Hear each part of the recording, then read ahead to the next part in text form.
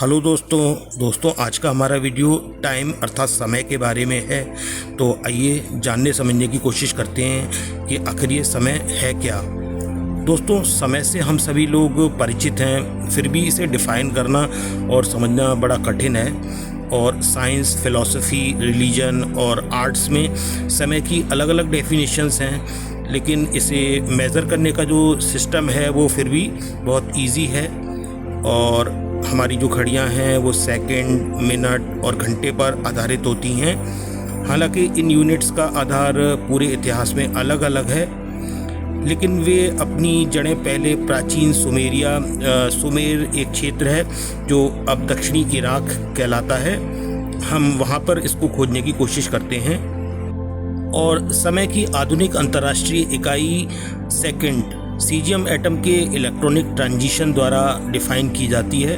लेकिन वास्तव में समय है क्या? समय वास्तव में क्या है? दोस्तों, फिजिसिस्ट समय को अतीत से वर्तमान और भविष्य की घटनाओं की प्रगति के रूप में परिभाषित करते हैं। और फंडामेंटली यदि कोई सिस्टम अनचेंज्ड है तो वह कालातीत कहलाता है, अर्थात बियॉन्ड टाइम कहलाता है। और समय को वास्तविकता, रियलिटी का चौथा आयाम माना जा सकता है, जिसका उपयोग 3 डायमेंशनल स्पेस में घटनाओं का वर्णन करने के लिए किया जाता है। और दोस्तों, ये कोई ऐसी चीज़ नहीं है कि जिसे हम देख सकते हैं या छू सकते हैं या चख सकते हैं, लेकिन हाँ, हम इसके बीतने को, इसके गुजरने को मेज़र कर सकते हैं।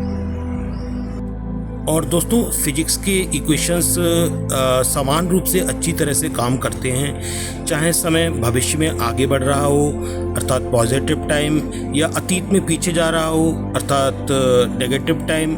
हालांकि नेचुरल वर्ल्ड में समय की एक डायरेक्शन होती है जिसे समय का तीर अर्थात टाइम एरो कहा जाता है। और समय अपरिवर्तनीय क्यों है, अनचेंज्ड क्यों है, यह सवाल विज्ञान में सबसे बड़े अनसुलझे सवालों में से एक है। और इसका एक एक्सप्लेनेशन साइंटिस्ट ये देते हैं कि नेचुरल वर्ल्ड थर्मोडायनेमिक्स के लॉज का पालन करता है, अर्थात ऊष्मागतिकी के नियमों का पालन करता है। और थर्मोडायनेमिक्स का सेकंड लॉ कहता है कि एक सेपरेट सिस्टम के अंदर उस सिस्टम की एंट्रोपी कांस्टेंट रहती है या बढ़ जाती है। यदि हम अपने ब्रह्मांड को एक सेपरेट सिस्टम मानते हैं तो इसकी एंट्रोपी अर्थात यूनिवर्स के अंदर मौजूद सारे डिस्टरबेंस की डिग्री कभी कम नहीं हो सकती।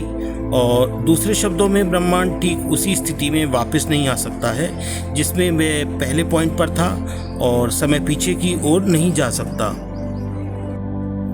दोस्तों, क्लासिकल मैकेनिक्स में समय हर जगह एक जैसा होता है और समकालीन घड़ियां हमेशा एक जैसी होती हैं, अर्थात जो एक समय में मौजूद हैं। फिर भी हम आइंस्टीन के जनरल रिलेटिविटी थ्योरी से जानते हैं कि टाइम जो है अर्थात समय रिलेटिव है, और एक ऑब्जर्वर के संदर्भ में फ्रेम पर यह डिपेंड करता है, और इसका परिणाम समय का फैलाव हो सकता है। और जहाँ घटनाओं के बीच का समय लंबा अर्थात फैला हुआ होता है, और जितनी अधिक व्यक्ति प्रकाश की गति के करीब जाता है, और चलती हुई घड़ियाँ स्थिर घड़ियों की तुलना में अधिक धीमी गति से चलती हैं। और जैसे जैसे चलती हुई घड़ी प्रकाश की गति के करीब पहुँचती है, इसका प्रभाव अधिक स्पष्ट होता जाता है।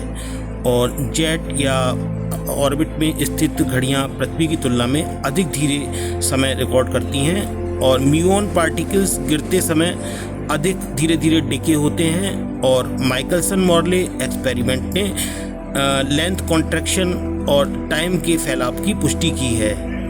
और दोस्तों, अब मैं बात करने वाला हूँ सबसे इंटरेस्टिंग टॉपिक, और मुझे पता है आपको ये ज़रूर पसंद होगा, और वो है टाइम ट्रैवल के बारे में। दोस्तों, टाइम ट्रैवल अर्थात समय यात्रा का मतलब है समय के विभिन्न बिंदुओं अर्थात पॉइंट्स पर आगे या पीछे की ओर जाना। ठीक वैसे ही जैसे आप स्पेस में डिफरेंट पॉइंट्स के बीच में जा सकते हैं, और इसी तरह समय में आगे की ओर जंप करना नेचर में देखा जाता है, अर्थात प्रकृति की घटनाएं इसी तरह से काम करती हैं। इंटरनेशनल स्पेस स्टेशन ISS से जब एस्ट्रोनॉट्स पृथ्वी पर वापस आते हैं तो स्पेस स्टेशन के रिलेटिव उसकी धीमी गति के कारण वे समय में आगे की ओर एक तरह से जंप करते हैं। हालांकि समय में पीछे की ओर यात्रा करने का विचार बड़ी प्रॉब्लम्स भी पैदा करता है और इसका एक रीज़न है वर्क रीज़न इफ़ेक्ट है। और समय में पीछे की ओर जाने से एक बहुत ही अस्थायी विरोधाभास अर्थात पैराडॉक्स उत्पन्न हो सकता है, जिसको ग्रैंडफादर पैराडॉक्स कहते हैं और यह इसका बहुत अच्छा एग्जाम्पल है। और दोस्तों, ग्रैंडफादर पैराडॉक्स के अनुसार यदि आप समय में पीछे की ओर ट्रैवल करते हैं और आप अपने माता या पिता के जन्म से पहले ही अपने ग्रैंडफादर को मार देते हैं तो आप अपने जन्म को ही रोक सकते हैं। और हम जानते हैं कि ये तो होता नहीं है और कई फिजिसिस्ट का मानना है कि अतीत में समय यात्रा असंभव है। लेकिन एक और विचार है, वह यह कहता है कि पैरेलल यूनिवर्स में या पॉइंट्स के बीच में यात्रा की जा सकती है और वह यात्रा उसी स्थिति में हो सकती है कि हम अतीत में किसी भी घटना को प्रभावित ना कर पाएं। दोस्तों, ह्यूमन ब्रेन अर्थात हमारा मस्तिष्क समय को ट्रैक करने के लिए नेचर के द्वारा वेल इक्विप्ड है और ब्रेन का सुप्रियाचियास्मेटिक न्यूक्लियस डेली या सर्केडियन रिदम के लिए जिम्मेदार एक क्षेत्र है। लेकिन न्यूरोट्रांसमीटर और ड्रग्स समय की धारणा को प्रभावित करते हैं और केमिकल्स जो न्यूरॉन्स को एक्साइट करते हैं ताकि वे सामान्य से अधिक तेज़ी से फायर करें, वे समय को तेज कर देते हैं, जबकि न्यूरॉन फायरिंग में कमी समय की धारणा को धीमा कर देती है। और मूल रूप से जब समय तेज लगता है तो मस्तिष्क एक टाइम इंटरवल के अंदर अधिक घटनाओं को अलग अलग करता है। और इस संबंध में जैसे कोई व्यक्ति अगर मौज मस्ती कर रहा है तो वास्तव में समय उससे बिल्कुल उड़ता हुआ प्रतीत होता है। और इमरजेंसी या खतरे के समय हमको धीमा लगता है। और ह्यूस्टन में बेलर कॉलेज ऑफ मेडिसिन के साइंटिस्ट का कहना है कि मस्तिष्क वास्तव में तेज़ नहीं होता बल्कि एमिगडाला अधिक एक्टिव हो जाता है।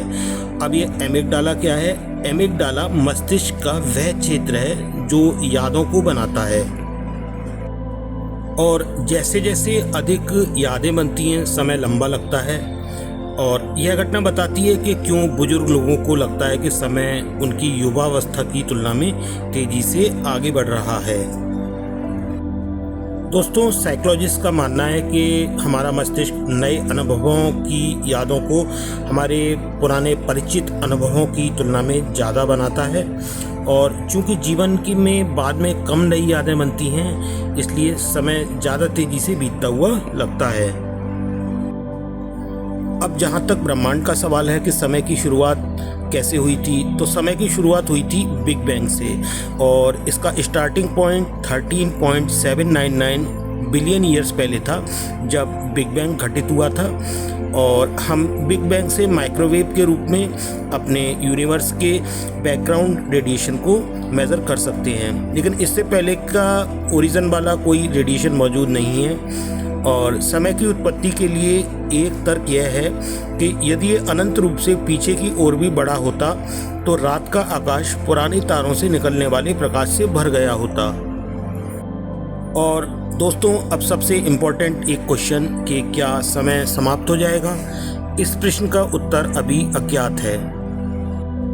और यदि हमारा ब्रह्मांड हमेशा के लिए फैलता रहता है तो समय जारी रहेगा।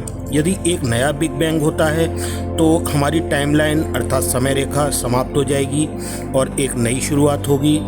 और पार्टिकल फिजिक्स के एक्सपेरिमेंट्स में रैंडम पार्टिकल्स वैक्यूम से ही उत्पन्न होते हैं, इसलिए ऐसा नहीं लगता कि ब्रह्मांड हमारा स्थिर ही रहेगा या बियॉन्ड टाइम हो जाएगा। अब क्या होगा यह सिर्फ टाइम ही बताएगा। तो दोस्तों, आपको टाइम के बारे में ये वीडियो कैसा लगा और टाइम के एक्सप्लेनेशंस कैसे लगे? अगर वीडियो अच्छा लगा हो तो प्लीज़ वीडियो को लाइक ज़रूर कीजिएगा और चैनल को सब्सक्राइब कीजिएगा ताकि आगे भी आपको इसी तरह के अच्छे वीडियोस मिलते रहें। मिलते हैं फिर एक नई वीडियो में, तब तक के लिए नमस्कार।